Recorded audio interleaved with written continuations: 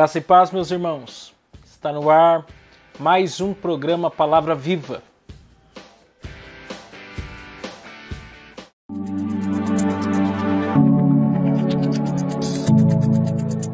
Hoje é sexta-feira, 14 de maio de 2021 e graças a Deus mais uma semana se passou. Temos tido um tempo muito proveitoso juntos, de aprendizado da Palavra de Deus. E creio que Deus tem muito mais para nós segundo a sua bondade. Mande sua mensagem de pedido de oração. Eu tenho orado a Deus por todos vocês que me ouvem diariamente. E é um grande prazer tê-los comigo de segunda a sexta. Meu nome é Miqueias Alves. Meu WhatsApp para você fazer a sua participação é 12991925941. 12991925941. 12991925941. As minhas redes sociais são no Facebook é Miqueias Alves, no Instagram é @Miqueias Alves de Souza Cruz e no meu canal de YouTube é Miqueias Alves. E eu também sou membro da Igreja Evangélica Assembleia de Deus, Ministério Belém. Nossa congregação fica situada na Avenida Abel Correia Guimarães, 1332, Vila Rica, Pindamonhangaba, São Paulo. Para quem é de Pinda, é na Rua do Senai. E os nossos cultos têm acontecido todos os domingos, terças e quintas. Domingo temos 2 horários, às 9 horas da manhã, a nossa Escola Bíblica Dominical. Inclusive, eu já quero convidar vocês para participarem com a gente. Eu estarei ministrando a aula 7 da nossa revista. E às 18 horas, o nosso culto público ao Senhor. E às terças e quintas, a partir das 19 horas.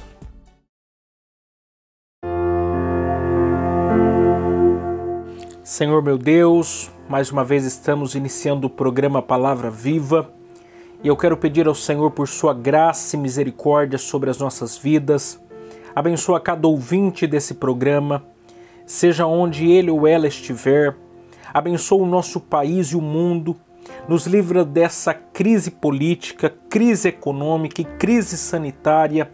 Dê sabedoria aos governantes para que eles possam saber o que fazer em meio a tudo isso que estamos enfrentando. Tem misericórdia de tantos que precisam do seu socorro, em nome de Jesus. Amém.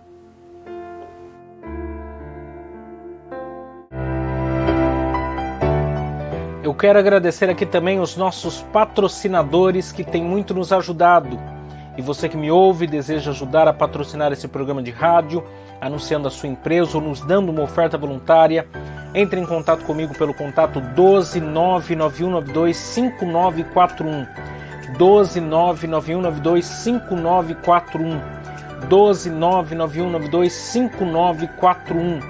Quero agradecer aqui o Pinda Bateria, situado na Avenida Doutor Fonte Júnior, 1149, Maria Áurea, Pindamonhangaba, São Paulo. O telefone é 12-3648-8135 ou 12-99191-3026. Bateria somente para carros a partir de R$ 150 com troca em até 3 vezes sem juros. Tratar com Neide Ramos ou Cláudio Bueno, nossos amigos e irmãos em Cristo. Como também quero agradecer a Marcearia Betel, situado na Rua Bulgária, 355, Pazim, Pindamonhangaba, São Paulo. O telefone é 12-98896-3701. E atenção lancheiros, produzimos o melhor pão de hambúrguer da cidade. Tratar com Wesley, meu amigo em Cristo. Quero agradecer também a Serralheria Venâncio. O telefone é 12-98222-2300. Tratar com Cláudio Venâncio para confecção de portão basculante, grade, portão de correr, cobertura de policarbonato e toldos. Quero agradecer também a Dona Maria Bolos e Salgados, situado na Avenida CTI 205, Bonfim, Taubaté, São Paulo. O telefone é 12-3624-2875 ou 12-992-305387. O Facebook é Dona Maria Bolos e Salgados. O Instagram é @Dona Maria Bolos e Salgados. O horário de funcionamento da loja física é de segunda a sábado, das 7 às 19 horas e domingo, das 11 às 14 horas, exceto datas comemorativas. Lá eles possuem bolos decorados, bolos secos, bolos fitness, salgados fritos e assados, doces tradicionais e personalizados e bolos temáticos com pasta americana. Quero agradecer também a Giliari Engenharia, situado na Galeria Barão Box 14, centro de Pindamonhangaba, São Paulo. Telefone é 12 98105 4725. Tratar com Eliel Ferreira, nosso amigo em Cristo, para a aprovação de projetos, desmembramento e unificação de lote.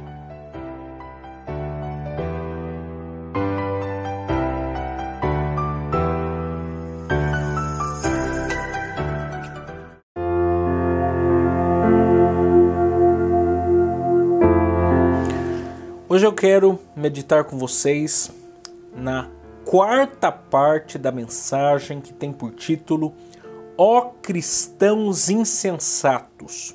Ó cristãos insensatos, que está embasada em Gálatas capítulo 3, versos de número 1 a 5. Nós, desde terça-feira, estamos fazendo a exposição desse texto. Na terça-feira nós vimos o texto à luz do seu contexto.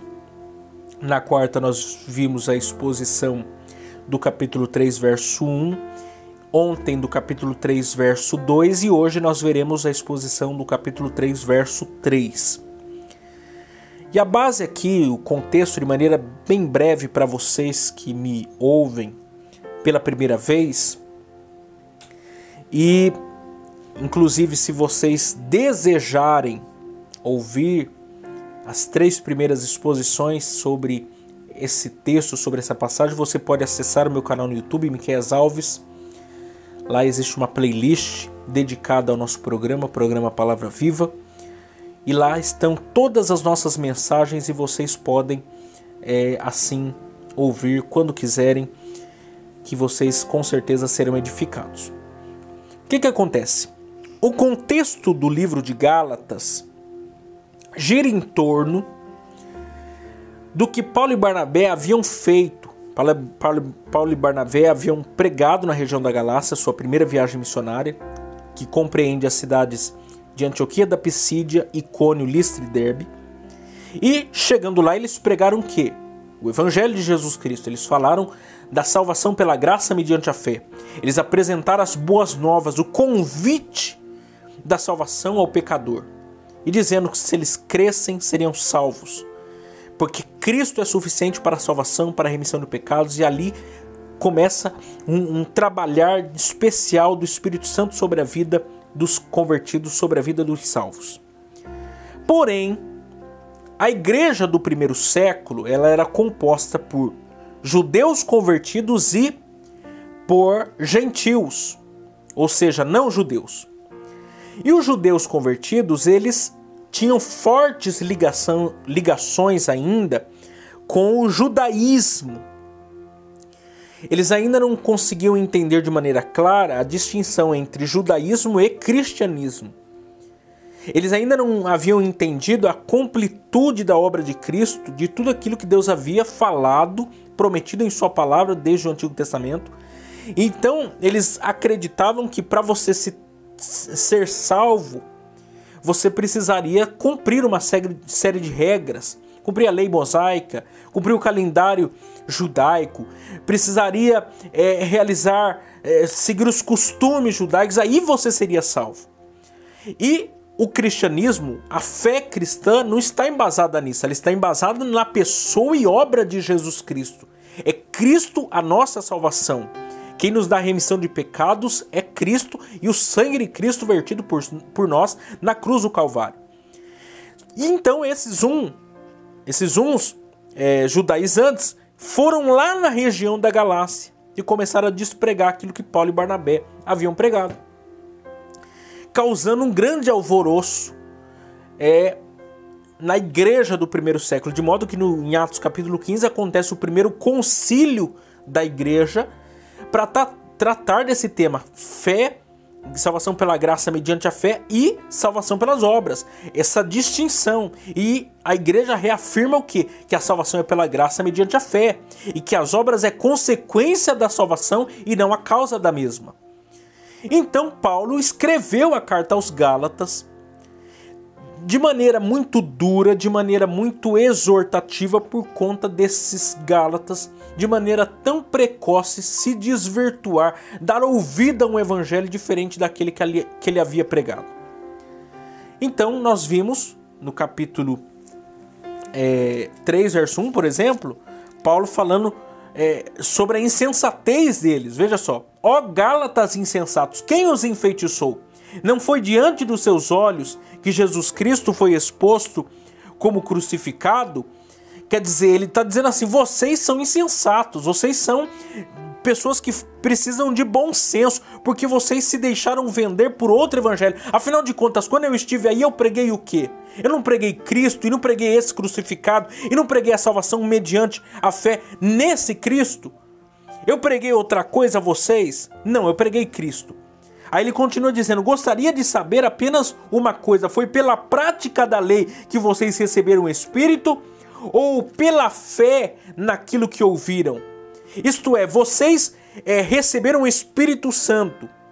Vocês foram selados com o Espírito Santo, afinal de contas, porque eu cheguei aí e falei para vocês: olha, vocês precisam ser circuncidados, vocês precisam guardar o sábado, vocês precisam cumprir o calendário judaico, vocês precisam dar o dízimo, foi isso que eu preguei? Não, o que eu preguei foi o Evangelho, o que eu preguei foi Jesus, o que eu preguei foi a cruz de Cristo, o que eu preguei foi a remissão de pecados. Vocês creram nessa mensagem, vocês creram nesse Cristo e vocês foram salvos. E aí o Espírito Santo de Deus veio fazer parte da vida de vocês. Quer dizer, como que vocês podem trocar? Afinal de contas, a salvação é pela graça ou é pelas obras? Essa é a grande questão. E aí agora, no capítulo 3, verso 3, ele continua esse raciocínio e começa a dizer as seguintes palavras: será que vocês são tão insensatos que, tendo começado pelo Espírito, querem agora se aperfeiçoar pelo esforço próprio? Vou repetir. Será que vocês são tão insensatos que, tendo começado pelo Espírito, querem agora se aperfeiçoar pelo esforço próprio? Como é o tópico aqui desse texto, desse versículo, nas palavras do apóstolo Paulo? O tema aqui no capítulo 3, verso 3, trata sobre a santificação. Trata-se sobre a santificação. Então nós precisamos entender três coisas aqui. Primeiro, justificação, santificação e glorificação. O que acontece? Quando nós somos salvos, quando o evangelho é pregado a nós, porque existe o que nós chamamos de ortosalutes. Existe uma ordem da salvação. Existe um começo, meio e fim dessa compreensão da obra de salvação na vida do pecador. Que começa com a eleição, que compreende a vontade de Deus lá nos céus, desde antes da fundação do mundo. Aí temos a regeneração. Por quê? A regeneração, ela precede a pregação do evangelho, porque nós estávamos mortos em nossos delitos e pecados. Uma pessoa morta em seus delitos e pecados não consegue ouvir a pregação do evangelho sem que haja regeneração. O que é regenerar? É dar vida. O que é regenerar? É uma pessoa que está ali como um defunto espiritualmente falando, morto espiritualmente falando, como o Efésios capítulo 2, versos de número a 3 diz. Nós estávamos mortos em nossos delitos e pecados. Quer dizer, uma pessoa sem Deus, ela está distante da vontade de Deus, ela está imersa em seus pecados, ela está afastada de Deus. Então, para que haja vida, para que ela seja salva, é necessário que Deus dê vida a ela espiritual. É preciso que ela seja regenerada para que ela possa, então, ouvir a pregação do evangelho. Depois que ela ouve a pregação do evangelho, entra o aspecto da fé e do arrependimento, que é a consequência da pregação do evangelho, que nós chamamos de conversão. Então nós temos lá eleição, regeneração, pregação do evangelho, conversão, que é fé e arrependimento, e aí a partir disso acontece a justificação. O que é a justificação? É tornar alguém justo, é inocentar essa pessoa. Essa pessoa tinha muitos delitos, muitos pecados, essa pessoa estava condenada, essa pessoa estava à margem da sociedade, e aí vem Deus em sua infinita misericórdia e graça e torna ela livre, e torna ela justa, e aplica a ela a justiça de quê? De Cristo. De modo que Deus passa a olhar para esse homem, que outrora era um pecador degenerado, um pecador distante da vontade de Deus, agora ele se torna o quê? Ele torna-se um santo. Na perspectiva de Deus é como se ele nunca tivesse cometido pecado nenhum. Isso é justificação.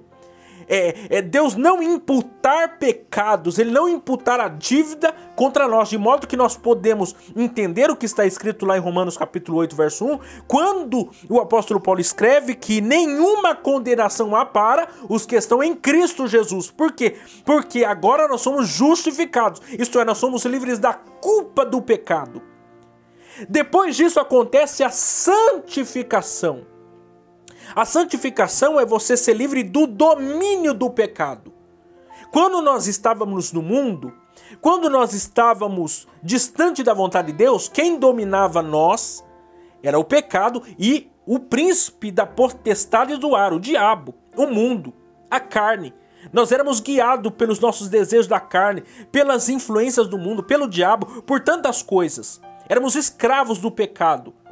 Éramos carrascos de todo o mal. Agora, quando veio a pregação do Evangelho, veio Cristo, fez a obra na nossa vida, nós somos tirados do domínio. Eu gosto do texto de Colossenses, capítulo 1, verso 13, que diz que Ele nos tirou da potestade das trevas e nos transportou para o reino do seu Filho amado. Isto é, você estava lá no mundo de pecado, lá dominado por desejos, lá em uma vida totalmente distante da vontade de Deus, e Deus foi lá e tirou você da potestade, isto é, do domínio de Satanás, do mundo das trevas, e te transportou para o reino da luz, para o domínio de Cristo, de modo que agora nós somos lavados pelo sangue de Cristo, nós somos feitos uma casa limpa, totalmente transformada, e o Espírito Santo de Deus veio habitar em nossas vidas. Essa é a obra de salvação.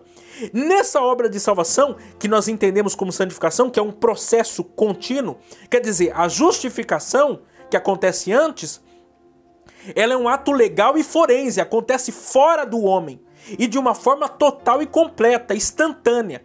Agora a santificação não. A santificação é esse processo contínuo que acontece desde o momento da conversão até a vinda de Cristo. Quer dizer, todos os dias o crente, o salvo, agora está num processo de santificação. Operada por quem? Pelo Espírito Santo. Não existe santificação sem a ação do Espírito Santo. Não existe mudança de vida sem a ação do Espírito Santo. O ser humano por si só jamais, em hipótese nenhuma, iria buscar a santificação. Isso acontece por obra total e exclusiva do Espírito Santo. É esse lavar regenerador pela palavra. Esse processo contínuo. Todo dia a gente se torna um pouquinho melhor. Até a gente chegar à glorificação, que é o último estágio desse ordo salutis, desse processo da salvação. Porque depois da santificação nós entendemos o que? A adoção. O que é a adoção? Eu amo a adoção. O entendimento da adoção na palavra de Deus. Por quê?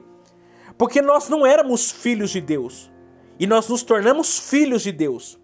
Ainda a palavra de Deus fala que nós somos herdeiros de Deus e co-herdeiros com Cristo. Quer dizer, nós éramos uma pessoa condenada, na perspectiva legal da história, nós estávamos condenados, nós estávamos à margem da sociedade. E o nosso Deus não apenas quis nos salvar, nos quis tornar justos, nos quis se reinserir na sociedade como uma pessoa livre, sem culpa. Não, ele foi lá no cartório e nos registrou como que seus filhos, ele nos adotou a sua família. Isto é, ele deu uma nova perspectiva de vida para nós. Quer dizer, ele nos deu uma nova identidade, ele nos deu uma nova afiliação. Nós não somos apenas livres, nós somos filhos.